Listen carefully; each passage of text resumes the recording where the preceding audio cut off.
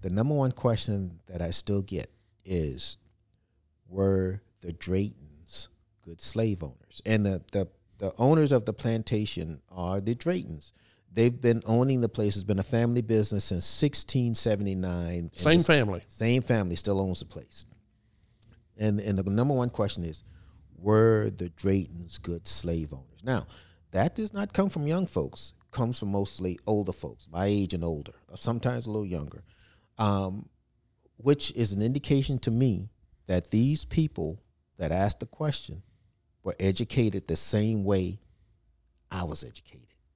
To even let those words protrude from their lips, or let that question protrude from their lips. The younger folks, what they want to know is, well, what are the Draytons doing to make it right? They center their questions around this reparations thing. But back to that number one question that I get, it's because they were educated in the manner that I did. Now, they don't like the answer that I give them. What's the answer you give them? The answer that I give them is no, they were not good people. They were not good slave owners. And here are the reasons. You know, we know that at least 6 enslaved people escaped. We know that because the Draytons advertised to get them back. I don't know if they got them back or not. I really hope they didn't. We're going to have to assume that more than that escaped. The Draytons freed none, zero, zilch.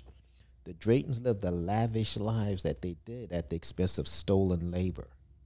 The houses that the enslaved people lived in were duplexes as opposed to the nice, beautiful big house that the Draytons lived in. Those families of enslaved people could be torn apart at any time. It depends on what the buyer wanted. If that buyer wants to buy one enslaved person, he wants to buy one enslaved person, not a whole family.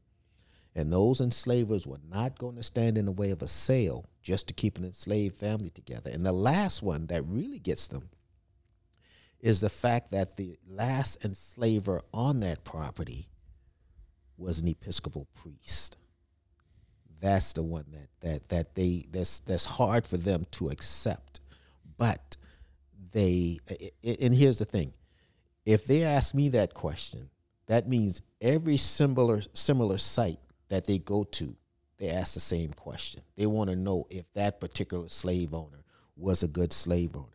And I'm sure that once upon a time, as these places were being interpreted, if you go to any of these sites 15, 20 years ago, I'm sure that person answering that question was going to tell them something that they wanted to hear, because that was the interpretation back then. Yes, they were good to the enslaved people. That's not for real. We are cleaning that up. We are cleaning that aspect of the interpretation up. And I think the Slave Dwelling Project can take some of the credit for that. Yeah, it definitely can. It definitely can.